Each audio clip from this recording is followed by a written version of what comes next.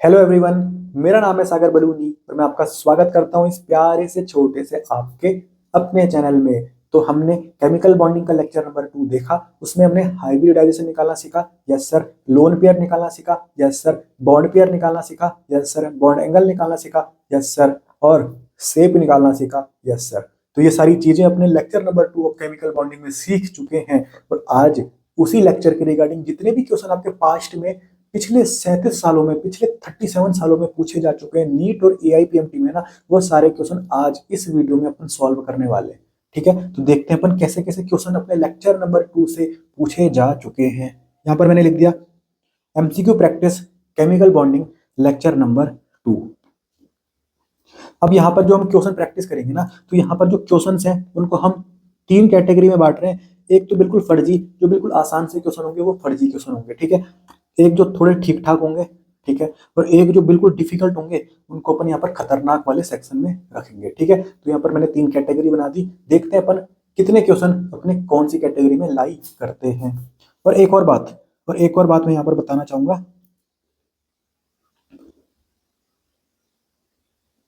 जो मैंने आपको केमिकल बॉन्डिंग का लेक्चर नंबर 2 पढ़ाया था ना, उसमें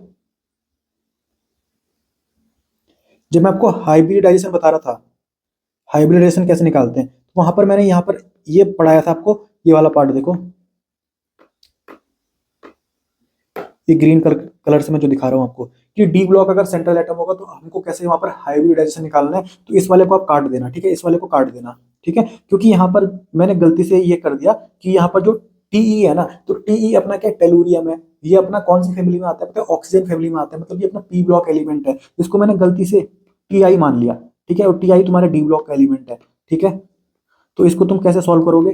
टी एफ टू को जैसे अपन पी ब्लॉक को सॉल्व करते हैं, क्योंकि हमको पता है पी ब्लॉक का हमको करना आता ही है। तो यहाँ पर जो डी ब्लॉक वाला मैंने आपको पढ़ा रखा है उसको काट देना। और आगे भी मैंने आपको डी ब्लॉक वाला पढ़ा रखा है एक, ये वाला। तो इस वाले लाइन को भी आप काट देना, इस कंसेप्ट को आप काट देना, ठीक है। बाकी जो ये क्वेश्चन है, इनको आप कैसे सॉल्व करोगे? पी ब्लॉक का है, पी ब्लॉक का करना आपको आता ही है, कोई दिक्कत नहीं है। यहाँ पर जो टेलुरियम है ना, ये तुम्हारा ऑक्सीजन फैमिली का है। तो यहाँ पर सेंट्रल एटम का नंबर क्या आएगा सर? 6 आएगा। तो देख 6 लिखा हुआ है। सारे आंसर तुम्हारे वही सेम टू सेम रहेंगे। बस तुम इस कंसेप्ट को काट देना जो डी ब्लॉक वाला कंसेप्ट है, ठीक है। तो अब चलते हैं आगे। तो अब ये आया तुम्हारा। तो टोटल जब मैंने आपको लेक्चर नंबर 1 पढ़ाया था केमिकल बॉन्डिंग का, उसमें टोटल मैंने 11 क्वेश्चन आपको करा रखे हैं। तो यहाँ पर क्वेश्चन नंबर 12 से हम स्टार्ट करेंगे। क्वेश्चन नंबर 12 से हम स्टार्ट करेंगे और टोटल 44 क्वेश्चन तक हम यहाँ पर करने वाले हैं। तो ये अपना 44, ठीक है। तो अभी सिर्फ 2 ही लेक्चर हुए हैं और हम 44 क्वेश्चन यहाँ पर प्रैक्टिस कर देंगे। तो जब तक आपका पूरा केमिकल बॉन्डिंग कंप्लीट होगा ना, तब तक आप 200 प्लस क्वेश्चन यहाँ पर प्रैक्टिस कर लोगे। मतलब केमिकल बॉन्डिंग आपका बिल्कुल स्ट्रांग होने वाला है, ठीक है। तो हम पीछे से स्टार्ट करते हैं। पहला क्वेश्चन हम लेते हैं सर 44 नंबर का क्वेश्चन। क्वेश्चन आया था आपका एआईपीएमटी 1988 में, ठीक है। देखते हैं अपन। ये लिखा हुआ है सर इक्विलेटरल शेप हैंस। इक्विलेटरल शेप जो होता है उसका जो हाइब्रिडाइजेशन होता है क्या होता है सर? इक्विलेटरल तो हम ट्रायंगुलर प्लेनर को बोलते हैं ना, ट्रायंगुलर प्लेनर को बोलते हैं। मैंने आपको लेक्चर में बताया था ट्रायंगुलर प्लेनर का दूसरा नाम इक्विलेटरल भी है। तो यहाँ पर हाइब्रिडाइजेशन क्या हो जाएगा सर? sp2 हो जाएगा, ठीक है। तो यहाँ पर आंसर क्या आ जाएगा? ऑप्शन नंबर बी आ जाएगा। कितना सिंपल है, ये आ जाएगा अपना sp2, ठीक है। तो इसको आप कौन सी कैटेगरी में रखोगे सर? ये तो फर्जी क्वेश्चन था, मैंने रख दिया यहाँ पर फर्जी क्वेश्चन है तो अपना, ठीक है। आगे बढ़ते हैं अपन। अब आया अपना 1989 का question. In which of the following molecule the central atom can be said to adopt sp2 hybridization. मतलब यहाँ पर हमको सेंट्रल एटम का sp2 हाइब्रिडाइजेशन ढूंढना है। तो सबसे पहले अपन ऑप्शन नंबर ए देखते हैं। ऑप्शन नंबर ए क्या अपना? BeF2 बरीलियम 2+2/2 is equal to 2। तो ये अपना क्या आ गया? गोलू नंबर आ गया। तो मतलब हाइब्रिडाइजेशन क्या रहा होगा सर? sp रहा होगा। पर हमको तो सर sp2 ढूंढना है, मतलब ए ऑप्शन क्या अपना गलत है। तो अब ढूंढते हैं अपन बी ऑप्शन। बी ऑप्शन क्या अपना? BF3, yes sir. तो बोरोन, बोरोन मतलब यहाँ पर मैं लिखूंगा 3+3/2। तो 6/2 कितना हो गया? 3 हो गया। 3 में तुम्हारा हाइब्रिडाइजेशन क्या आ जाएगा सर? sp2। तो ये मिल गया मुझे sp2 हाइब्रिडाइजेशन। आंसर हो जाएगा मेरा ऑप्शन नंबर बी। ये तो बिल्कुल सिंपल क्वेश्चन था यार, ये मैंने आपको कितना करा रखा है यार, बिल्कुल अच्छे से आपको करा रखा है लेक्चर नंबर 2 में। तो ये अपना कैसा क्वेश्चन है सर, ये अपना फर्जी क्वेश्चन था। आगे बढ़ते हैं अपन, question number 42, AIPMT 1989, which of the following molecule does not have a linear arrangement? Linear arrangement मतलब जो बिल्कुल लीनियर ना हो, मतलब जो sp नहीं होना चाहिए, sp नहीं होना चाहिए, क्योंकि हमको पता है जब sp होता है ना तब अपना लीनियर स्ट्रक्चर बनता है, ठीक है। तो हमारा वो लीनियर स्ट्रक्चर नहीं होना चाहिए। तो सबसे पहले ऑप्शन नंबर ए देखते हैं अपन, ये है अपना H2S, ठीक है। सेंट्रल एटम कौन है इसमें, सल्फर है, तो मैं लिखूंगा सर 6, क्योंकि ये ऑक्सीजन फैमिली का है, ठीक है। 6 प्लस 2/2, 8/2 कितना हो गया 4। 4 में हाइब्रिडाइजेशन कितना हो जाएगा सर, sp3, sp3 हो गया। लोन पेयर देखते हैं कितने हैं सर, लोन पेयर कितने, Golu number 4 minus side atom कितने हैं सर, 2 हैं, तो लोन पेयर कितने हो गए, 2 हो गए, ठीक है। sp3 में क्या होता है सर, sp3 में ऐसा टेट्राहेड्रल बनता है, और हमको 2 लोन पेयर हमारे पास है, मतलब 2 डंडी हमको हटानी है, तो मैंने पहली डंडी ये हटा दी और दूसरी डंडी मैंने ये हटा दी। तो हमारा जो आंसर आ रहा है वो क्या आ रहा है सर, वी शेप, बेंट और एंगुलर। पर हमको क्या चाहिए सर, लीनियर चाहिए।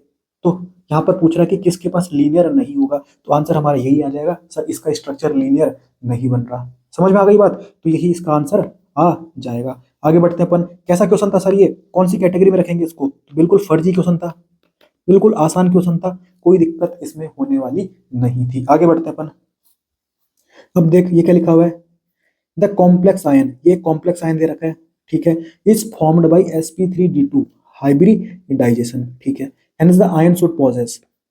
तो ये बिल्कुल सिंपल सा है, इसमें डरना नहीं है। ये क्या लिखा हुआ है सर, sp3d2 लिखा हुआ है, तो इसका ज्योमेट्री क्या हो जाएगा सर, sp3d2 को क्या बोलते हैं अपन, ये हो गया sp, sp2, sp3, sp3d और sp3d2।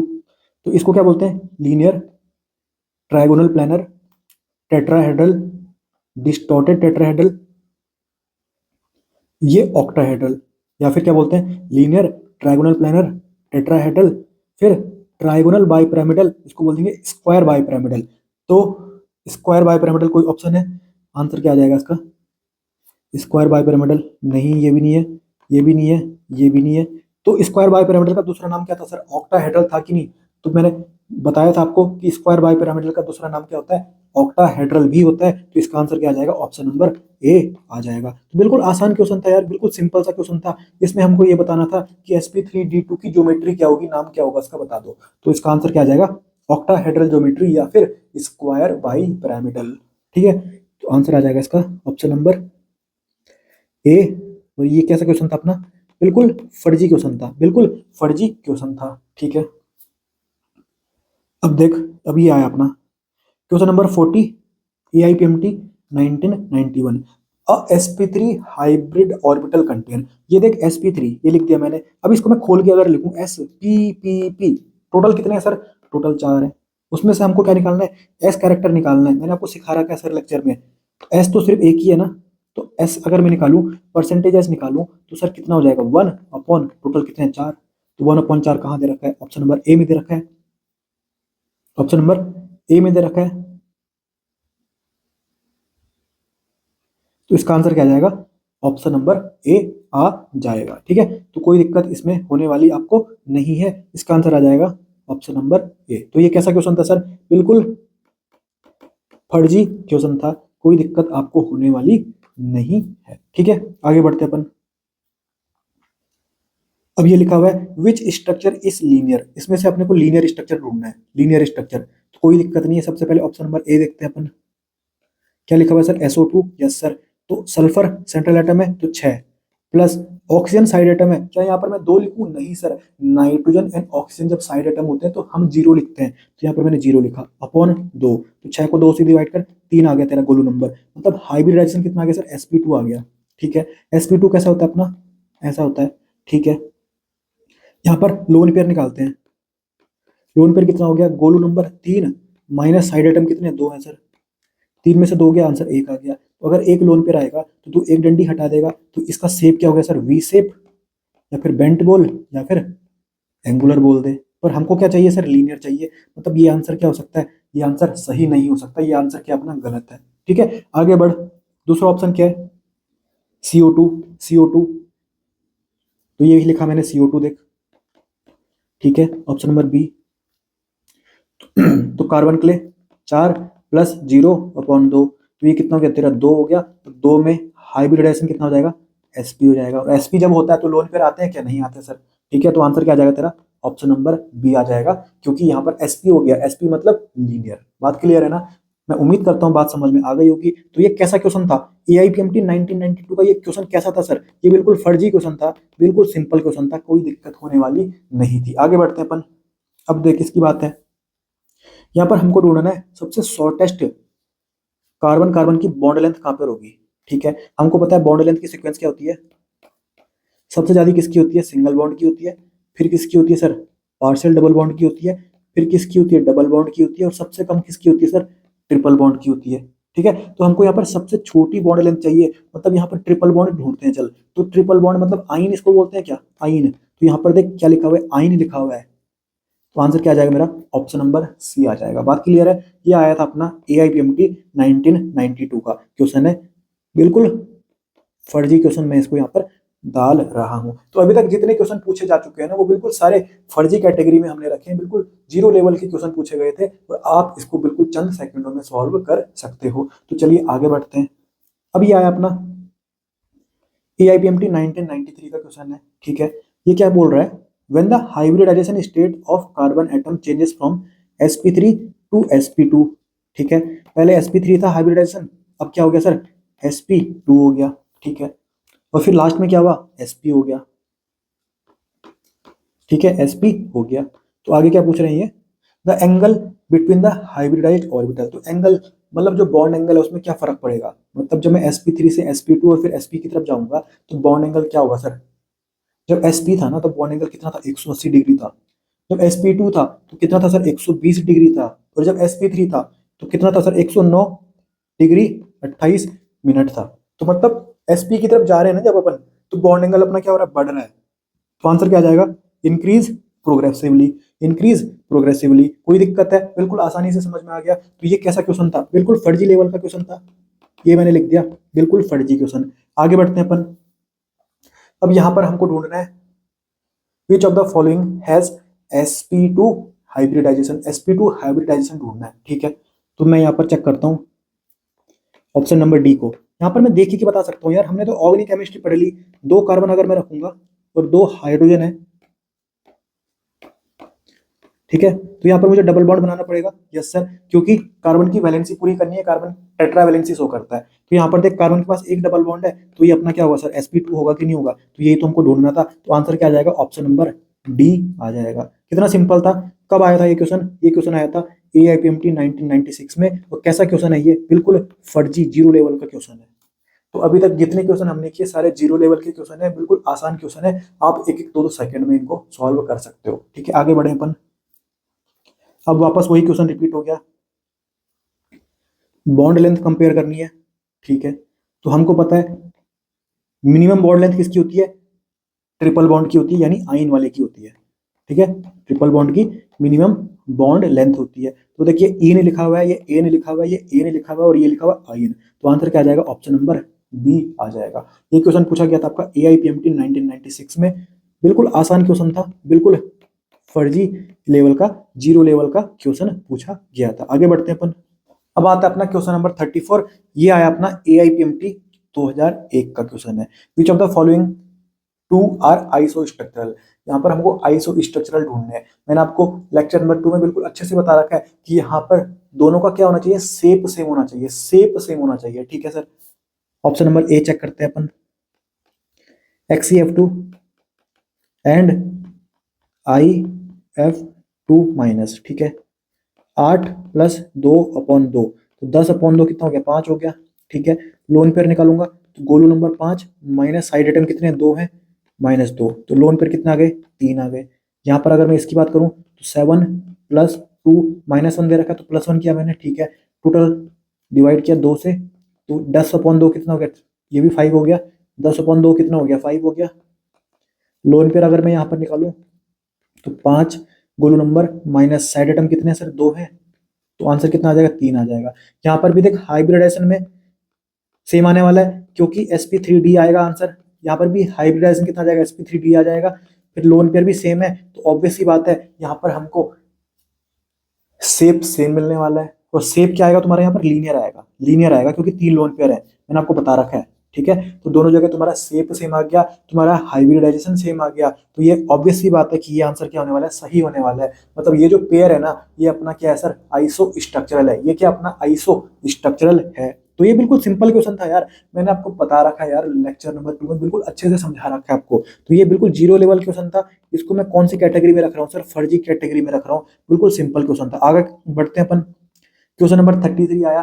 33 क्वेश्चन जो आया ये AIPMT 2004 का क्वेश्चन है। ठीक है, वापस से वही क्वेश्चन पूछ रहे हैं, पर यहाँ पर ये बोल रहे हैं कि आइसो स्ट्रक्चरल नहीं होने चाहिए, आइसो स्ट्रक्चरल नहीं होने चाहिए। मतलब 3 ऑप्शन जो यहाँ पर है ना, वो आइसो स्ट्रक्चरल है, उनका शेप सेम है। पर एक जो ऐसा ऑप्शन है जो आइसो स्ट्रक्चरल नहीं है ना, वो हमको ढूंढना है। तो ऑप्शन नंबर ए देखते हैं अपन। एक लिखा हुआ है सर SiF4, यस सर। एक लिखा हुआ है सर SF4, जी सर। आगे बढ़ते हैं।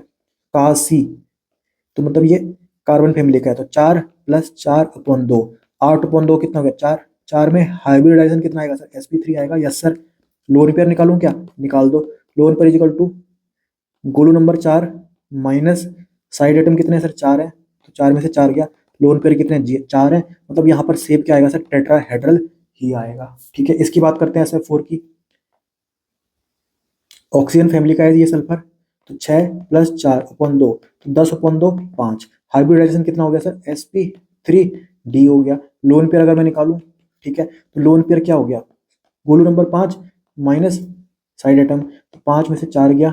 ठीक है, तो एक लोन पेयर आ गया। ठीक है, sp3d में क्या होता है सर, sp3d में होता है शेप ट्राइगोनल बाइपिरामिडल। ठीक है, और जब एक लोन पेयर आ जाता है ना, तो शेप हो जाता है सर सीसॉ। क्या हो जाता है, सीसॉ। तो यहाँ पर आ रहा है टेट्राहेड्रल, यहाँ पर आ रहा है सीसॉ। मतलब ये अपने आइसो स्ट्रक्चरल नहीं है, और यहाँ पर हमको आइसो स्ट्रक्चरल नहीं तो ढूंढना है, तो आंसर क्या आ जाएगा, अपना ऑप्शन नंबर ए आ जाएगा। बिल्कुल सिंपल है ना। तो ये मैं रख रहा हूँ सर फर्जी कैटेगरी में। बिल्कुल सिंपल क्वेश्चन है, फर्जी कैटेगरी में रख रहा हूँ, क्योंकि बिल्कुल आसान क्वेश्चन है। लेक्चर नंबर 2 में अगर अच्छे से देख लो लेक्चर नंबर 2 को, तो ये तो बिल्कुल चुटकियों में तुम्हारे सॉल्व हो जाएंगे। आगे बढ़ते हैं अपन। अब देख, इलेक्ट्रोनेगेटिविटी का क्वेश्चन है। ठीक है, कोई दिक्कत नहीं है। यहाँ पर देख, इलेक्ट्रोनेगेटिविटी जो होती है, मैंने बताया था आपको, डायरेक्टली प्रोपोर्शनल होती है परसेंटेज एस कैरेक्टर के। ठीक है, परसेंटेज एस कैरेक्टर सबसे ज्यादा किस में होगा, एसपी में होगा, फिर किस में होगा, sp2 में होगा, फिर किस में होगा, sp3 में होगा। तो इलेक्ट्रोनेगेटिविटी की सीक्वेंस भी अपनी यही आ जाती है। मैंने लेक्चर नंबर 2 में आपको अच्छे से समझा रखा है। तो आंसर कौन सा हो जाएगा, sp sp2 sp3, आंसर आ जाएगा ऑप्शन नंबर सी। बिल्कुल सिंपल है। AIPMT 2006 का क्वेश्चन था। इसको मैं रख रहा हूँ कौन सी कैटेगरी में, फर्जी कैटेगरी में, क्योंकि ये बिल्कुल अपना जीरो लेवल का क्वेश्चन है। आगे बढ़ते हैं। विच of the following species has linear shape, linear shape अपने को ढूंढना है। ठीक है सर, सबसे पहले बात करते हैं अपन ऑप्शन नंबर डी की। ये मैंने लिखा डी ऑप्शन, ये लिखा मैंने NO2 पॉजिटिव। ठीक है, तो ये नाइट्रोजन, मतलब 5+2 नहीं लिखना, क्योंकि नाइट्रोजन और ऑक्सीजन जब साइड आइटम हो ना, तो हम 0 लिखते हैं। तो 5+0 +1 लिखा हुआ है, तो -1 करना पड़ेगा। Yes sir. 2 से डिवाइड किया, यस सर। 5 में से 1 गया, 4, 4 को 2 से डिवाइड कर, आंसर आ जाएगा 2। और 2 में क्या हाइब्रिडाइजेशन आता है सर, sp, और sp में कभी लोन पेयर होते नहीं है। यहाँ पर शेप क्या आ जाएगा तेरा, लीनियर शेप आ जाएगा। तो यहाँ पर हमको लीनियर ही तो ढूंढना था, तो आंसर क्या आ जाएगा मेरा, ऑप्शन नंबर डी आ जाएगा। बिल्कुल सिंपल क्वेश्चन था, बिल्कुल सिंपल क्वेश्चन था। AIPMT 2006 का क्वेश्चन था। इसको मैं डाल रहा हूँ कौन सी कैटेगरी में, फर्जी कैटेगरी में। आगे बढ़ते हैं अपन। वापस से वही क्वेश्चन रिपीट हो गया। In which of the following pair the two species are isostructural. यहाँ पर हमको आइसो स्ट्रक्चरल ढूंढने हैं। ठीक है सर, आइसो स्ट्रक्चरल यानी दोनों का शेप क्या होना चाहिए, सेम होना चाहिए। ठीक है, मैं ऑप्शन नंबर सी चेक कर रहा हूँ। ऑप्शन नंबर सी, ये मैंने लिखा ऑप्शन नंबर सी। एक है अपना BrO3 माइनस, और एक है अपना XCO3। ठीक है, तो Br मतलब हेलोजन है, तो 7+, ये लिखना नहीं पड़ता, 0 लिखा, -1 है तो +1 किया, यस सर। 2 से डिवाइड किया, यस सर। 8/2 4, 4 में हाइब्रिडाइजेशन कितना आएगा, sp3 आएगा, यस सर। लोन पेयर कैसे निकालें, 4 minus side item, side atom कितने सर, 3 है, यस सर। तो 4 में से 3 गया, आंसर आ गया 1। तो sp3 अपना क्या होता है, ये होता है। और उसमें अगर एक लोन पेयर आ गया तो मैं एक डंडी हटा दूंगा। ये आंसर क्या आ जाएगा सर? पिरामिडल। यहाँ पर शेप क्या आ जाएगा? पिरामिडल आ जाएगा। अब इसकी बात करते हैं। 8 प्लस 0/2, तो 8/2 कितना हो गया? 4 हो गया। लोन पेयर अगर मैं निकालूं तो 4 माइनस 3, लोन पेयर कितना आ गया? 1 आ गया। तो यहाँ पर भी सेम हो गया, देख 4 4, एक लोन पेयर और एक लोन पेयर। तो कॉमन सेंस की बात है, यहाँ पर भी सेम क्या आ जाएगा? पिरामिडल आ जाएगा। तो आंसर क्या आ जाएगा मेरा? ऑप्शन नंबर सी आ जाएगा, क्योंकि दोनों स्पीसीज का ना यहाँ पर शेप सेम आ रहा है। तो ये क्या होंगे? अपने आइसो स्ट्रक्चरल होंगे। बिल्कुल सिंपल क्वेश्चन था, मैंने बोल दिया इसको बिल्कुल सर फर्जी क्वेश्चन है, बिल्कुल फर्जी क्वेश्चन है सर, आसानी से मैं कर लूंगा, कोई दिक्कत होने वाली नहीं है। अब इसकी बात करते हैं अपन, अब इसकी बात करते हैं। In which of the following molecule BF3NO2 minus NH2 minus H2O the central atom is sp2 hybridise, मतलब sp2 हाइब्रिडाइजेशन होना चाहिए। ठीक है, देखते हैं अपन। एक मैंने लिया BF3, तो 3 प्लस 3/2, 6/2 कितना हो गया? 3। हाइब्रिडाइजेशन कितना हो गया सर? sp2। ये अपना sp2 है, मतलब BF3 ऑप्शन में होना चाहिए सर। BF3 तो सिर्फ एक ही ऑप्शन में है, तो आंसर क्या आ जाएगा मेरा? ऑप्शन नंबर सी आ जाएगा। और चेक ही नहीं करना अपने को, अब आंसर क्या आ जाएगा? ऑप्शन नंबर सी आ जाएगा। अब देखो, मतलब जो NO2 माइनस है इसका भी sp2 आना चाहिए, तो मैं चेक कर लेता हूँ। 5 प्लस 0 प्लस 1/2, तो 6/2, मतलब सर 3 मतलब सर sp2, ये आ गया तेरा sp2। मतलब यहाँ पर BF3 का भी और NO2 माइनस का भी, यहाँ पर जो सेंट्रल एटम है ना, इनका हाइब्रिडाइजेशन तेरा sp2 आ रहा है, और यही तो हमसे पूछा गया था। तो आंसर क्या आ जाएगा मेरा? ऑप्शन नंबर सी आ जाएगा। बिल्कुल सिंपल क्वेश्चन था, बिल्कुल फर्जी क्वेश्चन था, ये मैंने लिख दिया सर फर्जी क्वेश्चन। आगे बढ़ते हैं अपन। अब ये क्वेश्चन है अपना, some properties of two species, एक है अपना NO3 माइनस और एक है अपना H3O प्लस। ठीक है, इनकी कुछ प्रॉपर्टीज यहाँ पर ऑप्शन में दे रखी है। हमको क्या ढूंढना है? सही प्रॉपर्टी ढूंढनी है। क्या ढूंढनी है सर? सही प्रॉपर्टी ढूंढनी है। ठीक है, अब यहाँ पर अपन एक बार देख लेते हैं इसके बारे में। एक है अपना NO3 माइनस और एक है अपना H3O प्लस। ठीक है, तो यहाँ पर इनका एक बार हाइब्रिडाइजेशन निकाल लेते हैं। तो 5 प्लस 0 -1, तो +1, 2 से डिवाइड किया तो 6/2 कितना हो गया? 3। 3 पे हाइब्रिडाइजेशन कितना आता है सर? sp2 आता है। Yes sir. यहाँ पर मैं बात करूँ, ऑक्सीजन अपना सेंट्रल एटम है, तो 6 प्लस साइड एटम 3 +1 लिखा हुआ है, तो -1 करना पड़ेगा। 2 से डिवाइड किया तो कितना हो गया? 8/2 कितना हो गया? 4। 4 में हाइब्रिडाइजेशन कितना आता है सर? sp3 आता है। मतलब इन दोनों का हाइब्रिडाइजेशन क्या है सर? सेम है। सेम नहीं है सर, डिफरेंट है। इसका sp2 है, इसका sp3 है, मतलब दोनों का हाइब्रिडाइजेशन क्या है सर? डिफरेंट है। तो देख, डिसिमिलर इन हाइब्रिडाइजेशन, ये ऑप्शन हो सकता है। आइसोस्ट्रक्चरल ही नहीं हो सकते। आइसोस्ट्रक्चरल, रुक जा, लिखा हुआ है आइसोस्ट्रक्चरल विद सेम हाइब्रिडाइजेशन। हाइब्रिडाइजेशन तो सर डिफरेंट है, हाइब्रिडाइजेशन तो डिफरेंट है, तो ये ऑप्शन अपना नहीं हो सकता। ऑप्शन नंबर 3 देख, isostructural with different hybridisation for the central atom. एक बार इनका शेप देख लेते हैं। लोन पेयर कितने हैं इसमें? लोन पेयर कितने हैं सर? लोन पेयर इसमें है 3 में से 3 माइनस करना पड़ेंगे। लोन पेयर कितने इसमें? 0, तो इसका जो शेप होगा वो क्या होगा? अपना ट्राइगोनल प्लानर होगा। ठीक है, इसकी बात करें अपन, लोन पेयर इसमें कितने हैं? 4 माइनस साइड एटम कितने? 3, तो लोन पेयर इसमें 1 है, मतलब इसका जो शेप होगा वो क्या होगा? पिरामिडल होगा। मतलब ये अपने आइसो स्ट्रक्चरल नहीं है, तो ये ऑप्शन ये वाला भी गलत है। फिर ऑप्शन नंबर डी क्या है? Similar in hybridisation. हाइब्रिडाइजेशन में क्या ये दोनों सेम है? इसका और इसका हाइब्रिडाइजेशन क्या सेम आया था? नहीं सर, सेम नहीं आया था, सेम नहीं आया था। दोनों का हाइब्रिडेशन क्या है? डिफरेंट है। तो आंसर क्या आ जाएगा मेरा? ऑप्शन नंबर ए आ जाएगा। ये भी अपना क्या है? गलत है। ये भी अपना क्या है? गलत है। तो आंसर क्या आ जाएगा मेरा? Option number A, dissimilar in hybridization and different structure. मतलब इनका जो शेप है ना वो भी अलग अलग आ रहा है। देख, इसका क्या आ रहा था? ट्राइगोनल प्लानर, और इसका क्या आ रहा है सर? पिरामिडल। तो आंसर आ जाएगा मेरा ऑप्शन नंबर ए। बिल्कुल सिंपल क्वेश्चन था, बिल्कुल फर्जी क्वेश्चन था, ये मैंने लिख दिया सर फर्जी, ये मैंने लिख दिया फर्जी। आगे बढ़ते हैं अपन। क्वेश्चन है AIPMT mains 2010, in which of the following molecule the central atom does not, ये ध्यान से देखना, डज नॉट मतलब sp3 नहीं होना चाहिए, sp3 नहीं होना चाहिए। ठीक है, ऑप्शन नंबर ए देखते हैं अपन। CH4 है ना, तो CH4 तो तुमको पता ही है, ऐसे ही बनता है। तो कार्बन के पास तुम्हारे सारे सिंगल बॉन्ड है, तो वो ऑब्वियस सी बात है sp3 ही होगा। और अगर तुम ऐसा नहीं समझ पा रहे, तो जैसे मैंने तुमको बता रखा है वैसा भी कर सकते हो।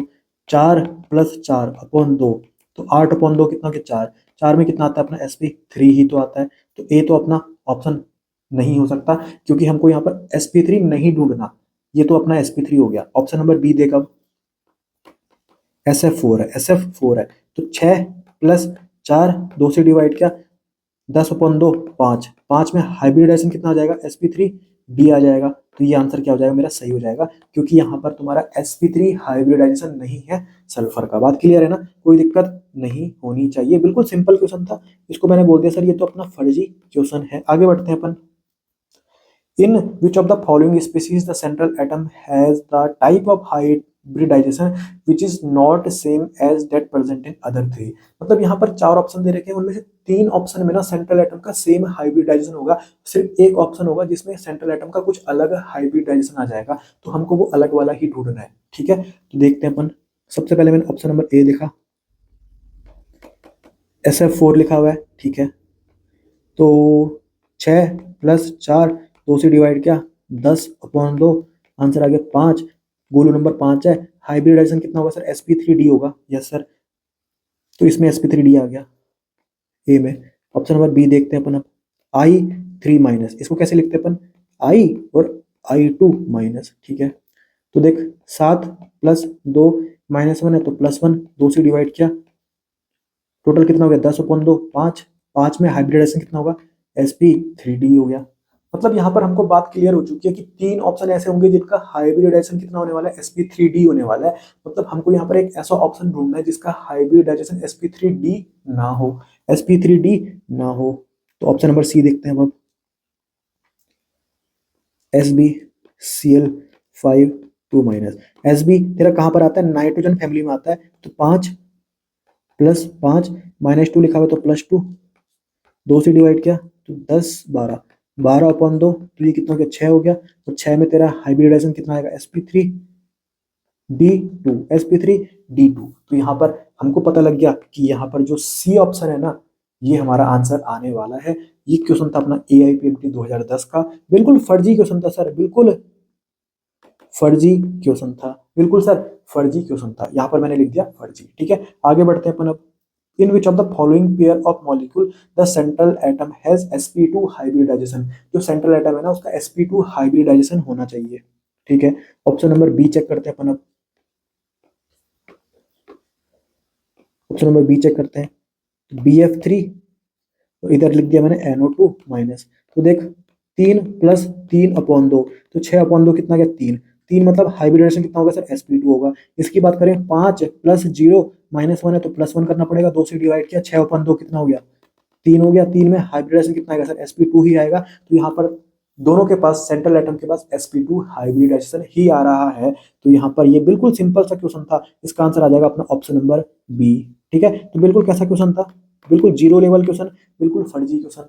ठीक है, तो अगर आपने लेक्चर नंबर 2 अच्छे से देखा हुआ है तो यहाँ पर आप सारे क्वेश्चन बिल्कुल चंद सेकंडों में उड़ा सकते हो, कोई दिक्कत आपको होने वाली नहीं है। और आप देखो ना खुद से, जब हम पीवाईक्यू करते हैं ना तो हम पता लगता है कि जो एग्जामिनर है वो सोचता कैसे है। तो यहाँ पर देखो एक ही टाइप के क्वेश्चन बार बार रिपीट हो रहे हैं ना, तो आपको पता होना चाहिए जब हम पीवाईक्यू करते हैं ना तो वहां पर हमको बहुत कुछ सीखने को मिलता है कि कहाँ से क्वेश्चन पूछा जा सकता है और कैसा क्वेश्चन यहाँ पर एग्जामिनर अपने दिमाग में सोच रहा है। और उसकी सोच देखो, यहाँ पर 4-5 वैरायटी चल रही है और वही क्वेश्चन बार बार रिपीट होते जा रहे हैं।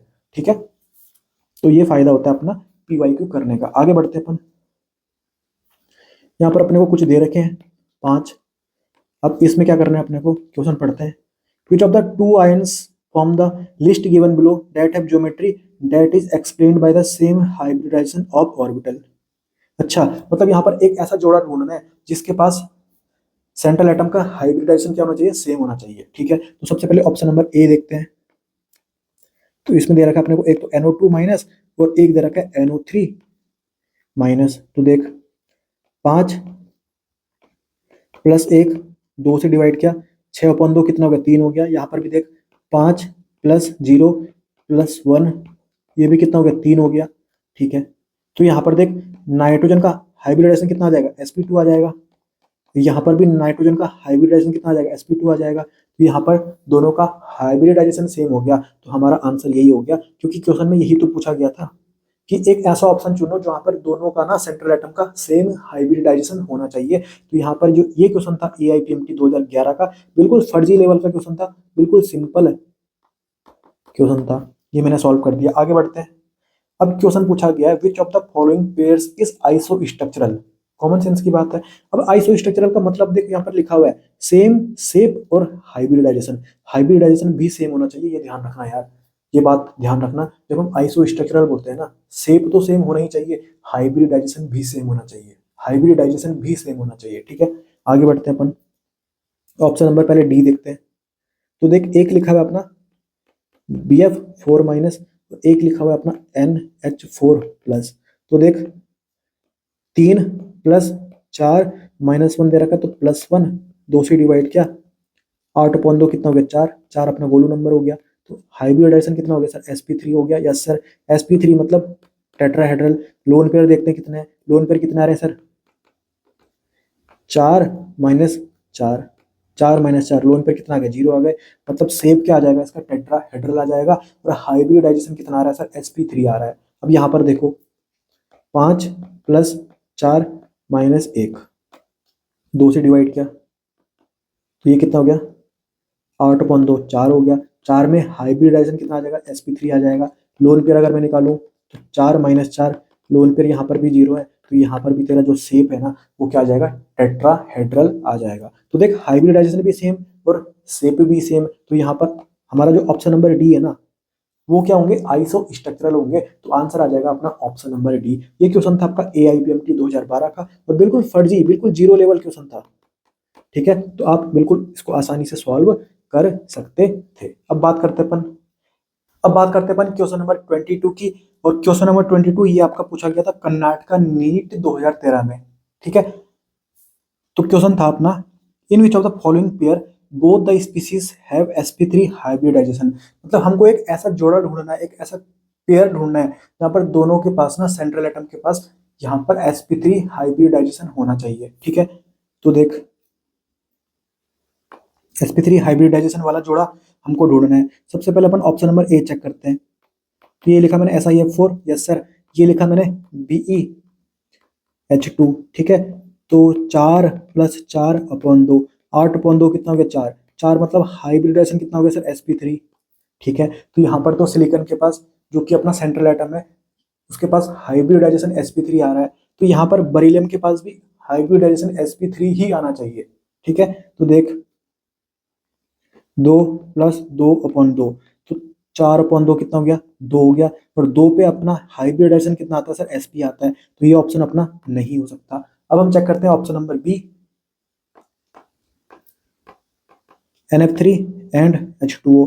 तो 5+3/2, तो कितना हो गया 8/2 मतलब 4, 4 में हाइब्रिडाइजेशन कितना आएगा सर, sp3 आएगा। यस सर, यहाँ पर सेंट्रल एटम कौन है, ऑक्सीजन है, तो 6+2/2, तो 8/2 4, 4 में हाइब्रिडाइजेशन कितना आएगा सर, sp3 आएगा। तो यहाँ पर दोनों के पास जो सेंट्रल एटम है ना उन पे sp3 हाइब्रिडाइजेशन आ रहा है। तो यही तो अपने को पूछा गया था, तो यहाँ पर आंसर आ जाएगा ऑप्शन नंबर बी। बिल्कुल आसान क्वेश्चन था, बिल्कुल जीरो लेवल का क्वेश्चन था, यहाँ पर मैंने लिख दिया बिल्कुल फर्जी लेवल का क्वेश्चन था। आगे बढ़ते हैं अपन।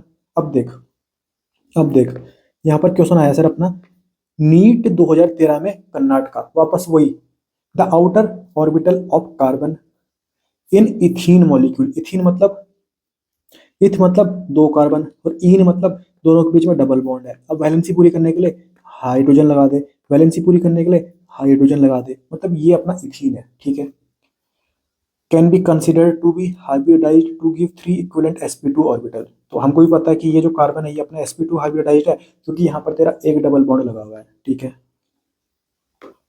The total number of sigma and pi bonds in ethene molecule is. तो मैंने आपको बता रखा है कि एक सिंगल बॉन्ड में ना एक सिग्मा होता है और 0 पाई होता है, डबल बॉन्ड में एक सिग्मा होता है और एक पाई होता है, तो ट्रिपल बॉन्ड में एक सिग्मा होता है और 2 पाई होते हैं।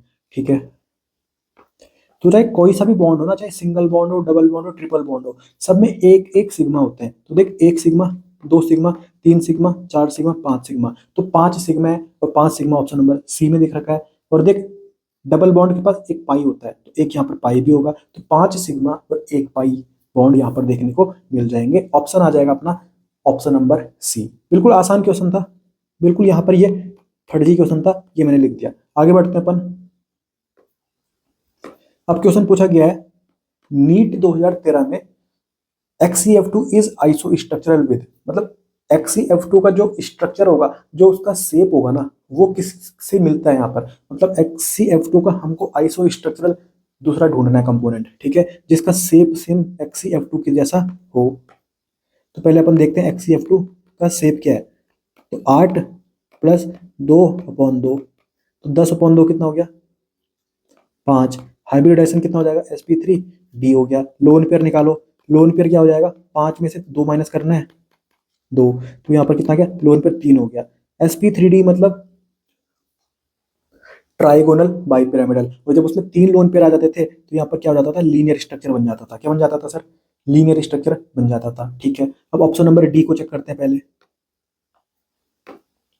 ICl2-, तो देख 7 + 2 - 1 तो +1, 2 से डिवाइड किया 10/2 कितना गया 5, 5 में हाइब्रिडाइजेशन कितना आ जाएगा sp3d आ जाएगा, यस सर। लोन पेयर निकालो, ठीक है, 5 में से 2 माइनस करना पड़ेगा, यस सर। लोन पेयर कितना आ गया 3, तो देख यहाँ पर भी 5 आया था, यहाँ पर भी 5 आ गया, यहाँ पर भी लोन पेयर 3 आए, यहाँ पर भी लोन पेयर 3 आए, मतलब यहाँ पर भी स्ट्रक्चर क्या आने वाला है, शेप क्या आने वाला है सर, लीनियर आने वाला है। मतलब XeF2 किससे आइसो स्ट्रक्चरल है, ऑप्शन नंबर डी से, ICl2- से। बिल्कुल सिंपल क्वेश्चन था, और ये पूछा गया था नीट 2013 में, तो बिल्कुल यहाँ पर मैं लिख देता हूँ कि ये अपना फर्जी लेवल का क्वेश्चन था, ये अपना फर्जी लेवल का क्वेश्चन था। आगे बढ़ते हैं अपन।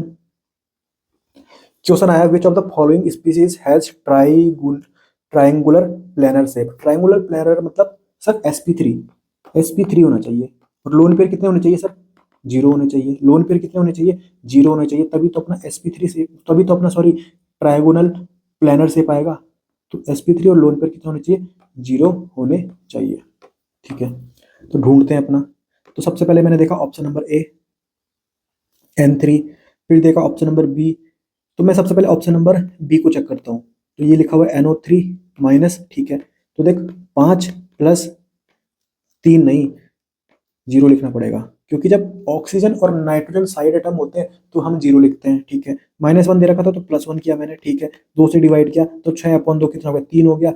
हाइब्रिडाइजेशन हो गया sp2, ठीक है, हाइब्रिडाइजेशन हो गया sp2 मतलब ट्राइगोनल प्लानर, यस सर। अब लोन पेयर भी कितने आने चाहिए, 0 आने चाहिए, ठीक है। तो 3 में से 3 माइनस किया, 3 में से 3, आंसर आ गया 0। तो यहाँ पर हमारा जो शेप होगा ना वो क्या हो जाएगा, ट्राइंगुलर प्लेनर शेप हो जाएगा। आंसर आ जाएगा ऑप्शन नंबर बी। बिल्कुल आसान है ना, कोई दिक्कत है, बिल्कुल सिंपल क्वेश्चन था। नीट 2024 में, सॉरी नीट 2014 में पूछा गया था, बिल्कुल फर्जी क्वेश्चन था। आगे बढ़ते हैं। अब आया maximum bond angle at nitrogen is present in which of the following. यहाँ पर बॉन्ड एंगल सबसे ज्यादा किसका है ये बताना है, ठीक है। नीट 2015 का क्वेश्चन है। एक है अपना NO2 पॉजिटिव, एक है अपना NO3 नेगेटिव, एक है अपना NO2, और एक है अपना NO2-, ठीक है। तो यहाँ पर हो जाएगा 5 - 1, 5 - 2 से डिवाइड किया तो 4 को 2 से डिवाइड किया तो ये क्या आ जाएगा 2 आ जाएगा। 2 में अपना आ जाएगा sp मतलब सर लीनियर बॉन्ड एंगल यहाँ पर कितना आ जाएगा सर 180 आएगा। सबसे ज्यादा तो यही होता है यार, सबसे ज्यादा तो sp का ही होता है। तो यहाँ पर हमको पता लग गया आंसर हमारा ए ही आने वाला है, आंसर हमारा ए ही आने वाला है, क्योंकि 180 डिग्री तो सबसे ज्यादा था यार, इससे ज्यादा क्या होगा। अब बात क्लियर है ना। तो यहाँ पर ये बिल्कुल फर्जी क्वेश्चन था, बिल्कुल फर्जी क्वेश्चन था, और ऑप्शन भी चेक नहीं करना है यहाँ पर। आगे बढ़ते हैं। अब देख in which of the following pair both the species are not isostructural. दोनों स्पीसीज आइसोस्ट्रक्चरल नहीं होने चाहिए, ठीक है। देख डायमंड और सिलिकॉन कार्बाइड आइसोस्ट्रक्चरल होते हैं, दोनों का हाइब्रिडाइजेशन भी sp3 होता है, मैंने आपको बता रखा है, ठीक है। अब देखते हैं NH3 और PH3 का। तो देख नाइट्रोजन तुम्हारा कौन से ग्रुप का एलिमेंट है, 15th ग्रुप का, और फॉस्फोरस भी 15th ग्रुप का है। और पीछे से देख H3 यहाँ भी लिखा हुआ है, यहाँ पर भी H3 लिखा हुआ है, मतलब साइड एटम भी 3 है। तो कॉमन सेंस की बात है यार, इनका हाइब्रिडाइजेशन सेम ही आएगा, इनके पास लोन पेयर भी सेम होंगे, इनका शेप भी सेम होगा, तो तब ये अपने आइसो स्ट्रक्चरल ही तो होंगे। ये तो कॉमन सेंस की बात है, ठीक है, ये तो अपना कॉमन सेंस की बात है। आगे बढ़ते हैं। अब देखते हैं अपना ऑप्शन नंबर सी। तो एक है अपना XeF4 और एक है अपना XeO4, ठीक है, तो ये लिखा मैंने XeF4 और ये लिखा मैंने XeO4। तो देख 8 + 4/2, तो ये आ जाएगा अपना 6। ये हो जाएगा 8 + 0/2, तो ये हो जाएगा अपना 4। यहाँ पर हाइब्रिडाइजेशन कितना हो गया sp3, तो यहाँ पर हाइब्रिडाइजेशन कितना हो गया sp3d2, है ना, sp3d2। अब हाइब्रिडाइजेशन ही अलग है इनका, तो ये आइसोस्ट्रक्चरल कैसे हो सकता है यार? आइसोस्ट्रक्चरल तब होते हैं जब हाइब्रिडाइजेशन भी सेम हो और अपना शेप भी सेम हो। यहाँ पर हाइब्रिडाइजेशन ही अलग हो गया, तो यहाँ पर ये क्या होंगे अपने आइसोस्ट्रक्चरल नहीं होंगे। हमको यही तो ढूंढना था, तो इसका आंसर आ जाएगा ऑप्शन नंबर सी। बिल्कुल फर्जी क्वेश्चन था यार, नीट 2015 में पूछा गया था, तो बिल्कुल फर्जी क्वेश्चन था। और अभी तक हमने जितने क्वेश्चन किए सारे हमने कौन सी कैटेगरी में रखे हैं? बिल्कुल फर्जी क्वेश्चन में, मतलब बिल्कुल लुल्लू क्वेश्चन आ रखे हैं। मतलब आपने लेक्चर नंबर 2 अगर अच्छे से देखा होगा तो ये सारे क्वेश्चन आप ऐसे ही चुटकियों में निपटा सकते हो। आगे बढ़ते हैं, अब वापस से वही क्वेश्चन रिपीट हो गया। देख यहाँ पर हमको इन तीनों का क्या बताना है? हाइब्रिडाइजेशन बताना है। सबसे पहले आया अपना NO2 पॉजिटिव, NO2 पॉजिटिव, फिर आया अपना NO3 नेगेटिव, फिर आया अपना NH4 पॉजिटिव। ठीक है, तो देख 5 -1 +1 लिखा हुआ था ऊपर, तो -1 करना पड़ेगा। 2 से डिवाइड किया, आंसर आ गया 4, 4 नहीं सॉरी 4/2, तो आंसर आ गया 2। तो यहाँ पर हाइब्रिडाइजेशन कितना हो जाएगा सर? sp हो जाएगा। ठीक है, तो पहला ऑप्शन sp होना चाहिए, तो ये दोनों तो नहीं हो सकते, ये ऑप्शन नहीं हो सकते, मतलब ये ऑप्शन नहीं हो सकते। अब यहाँ पर या फिर ए ऑप्शन होगा या फिर सी ऑप्शन होगा। ठीक है, क्योंकि यहाँ पर देख sp आ रहा है पहला वाला। ठीक है, अब इसका देखते हैं, तो 5 + 1/2, तो 6/2 3, मतलब sp2 आएगा सर। कितना आएगा? sp2 आएगा, तो ये sp3 नहीं हो सकता। आंसर आ जाएगा ऑप्शन नंबर सी। बिल्कुल सिंपल है ना, बिल्कुल सिंपल है। नीट 2016 का क्वेश्चन पूछा गया था ये अपना बिल्कुल फर्जी लेवल क्वेश्चन था, बिल्कुल फर्जी लेवल क्वेश्चन था। आगे बढ़ते हैं अपन, आगे बढ़ते हैं अपन। अब यहाँ पर पूछा गया विच of the following pair of compound is iso electronic and iso structural, मतलब इलेक्ट्रॉन्स भी सेम होने चाहिए और दोनों का शेप भी सेम होना चाहिए, हाइब्रिडाइजेशन सेम होना चाहिए। यहाँ पर आप इन चारों ऑप्शन को चेक करोगे, नीट 2017 में ये क्वेश्चन पूछा गया था। चारों ही ऑप्शन आपको गलत मिलेंगे, तो एक बार आप चेक करके देख लेना। तो यहाँ पर ये क्वेश्चन अपना बोनस चला गया था, क्योंकि ये चारों ऑप्शन अपने गलत है। कोई भी अपना यहाँ पर ना तो आइसो स्ट्रक्चरल और आइसो इलेक्ट्रॉनिक कोई भी यहाँ पर नहीं है। आगे बढ़ते हैं, विच of the following pair of ions is iso electronic and iso structural. वापस से वही क्वेश्चन रिपीट हुआ, आइसो इलेक्ट्रॉनिक होने चाहिए और आइसो स्ट्रक्चरल होने चाहिए, ये बात मैंने आपको बता रखी है। देख ऑप्शन नंबर ए देखा मैंने, ये लिखा हुआ है CO3 -2 एंड NO3-। पहले अपन इनमें चेक करते हैं कि इलेक्ट्रॉन्स दोनों में सेम है कि नहीं है। अब ध्यान से देखना, जब हमको इलेक्ट्रॉन चेक करने होते हैं तो यहाँ पर तुमको देख, यहाँ पर भी O3 है, यहाँ पर भी O3 है, दोनों में बराबर ही इलेक्ट्रॉन होंगे। तो मैंने ये हटा दिया, मैंने इसको हटा दिया। तो हमको सिर्फ किसका ढूंढना है? C-2 और इधर से सिर्फ N-। ठीक है, तो कार्बन का एटॉमिक नंबर कितना है? 6 होता है, और -2 मतलब +2, तो इलेक्ट्रॉन यहाँ पर कितना हो गए? 8 होंगे।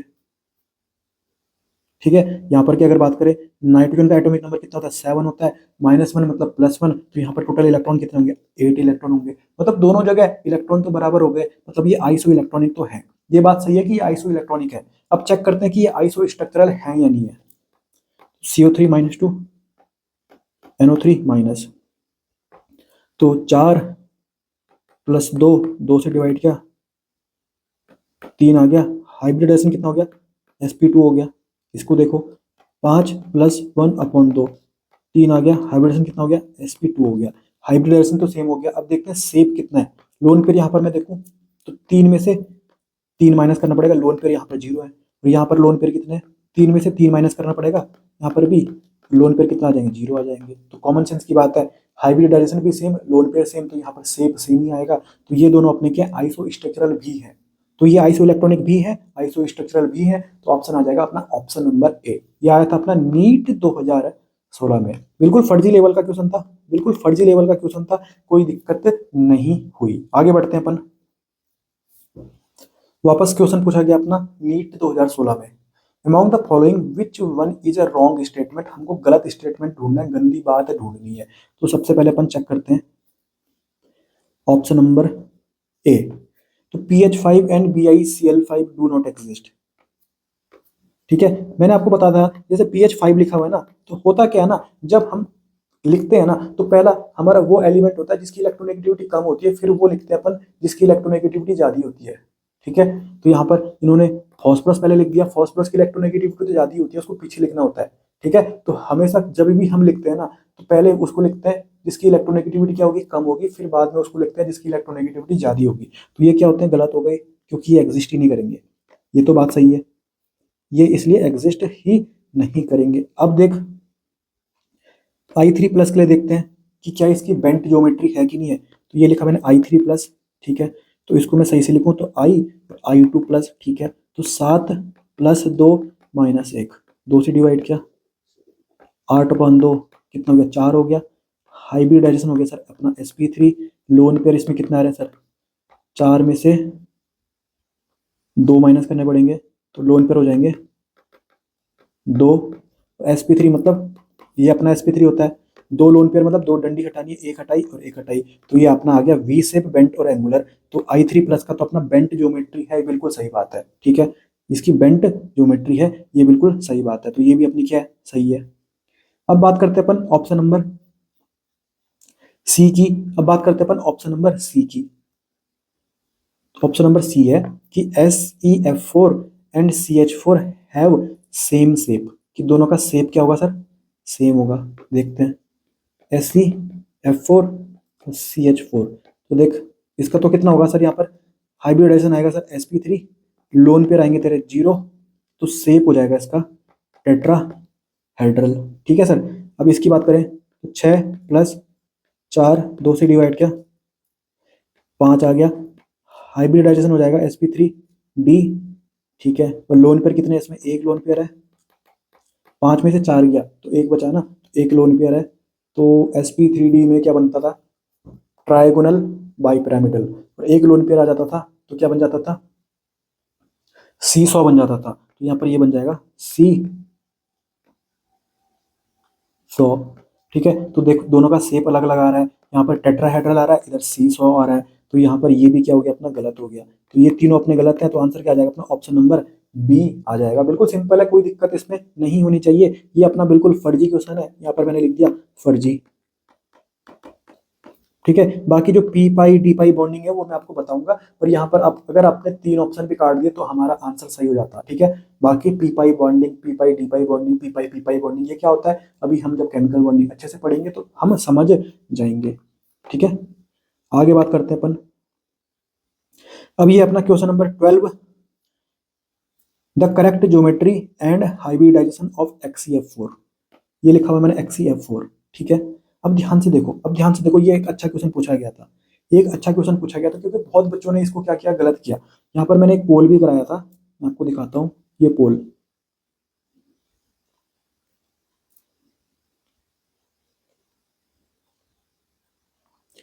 यहाँ पर मैंने पोल भी कराया था, the correct geometry and hybridization for XeF4। तो यहाँ पर देख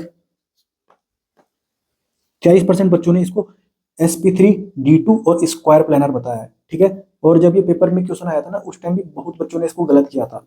ठीक है, तो यहाँ पर गलती क्या हुई, देखते हैं।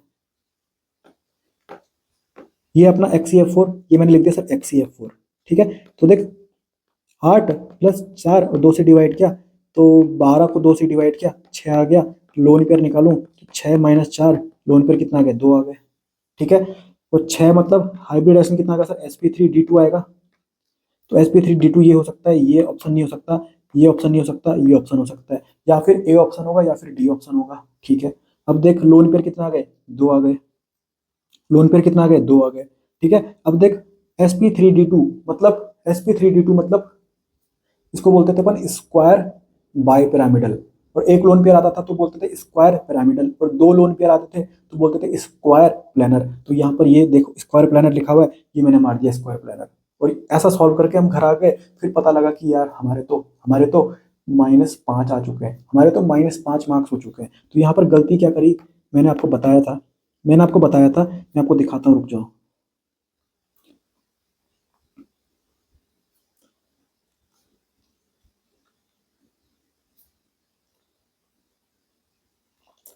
यहाँ पर मैंने आपको बताया था,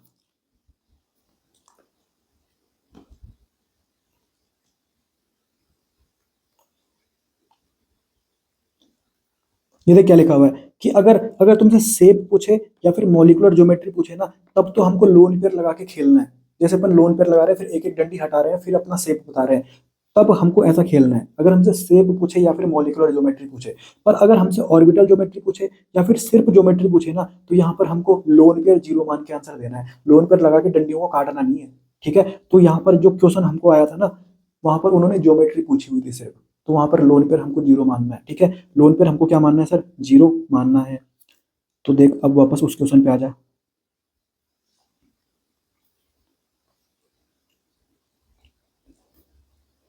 तो यहाँ पर अपने को लोन पर जीरो मानना है। अगर मैं इसको जीरो मानूंगा तो हमारा आंसर क्या आ जाएगा सर? इसको क्या बोलते हैं sp3d2 को? स्क्वायर बाइपिरामिडल या फिर ऑक्टाहेड्रल भी तो बोलते थे, ऑक्टाहेड्रल भी तो बोलते थे। तो इसका आंसर क्या आ जाएगा? ऑप्शन नंबर ए आ जाएगा। ठीक है, तो इसको मैं ठीक ठाक वाले कैटेगरी में रख रहा हूँ।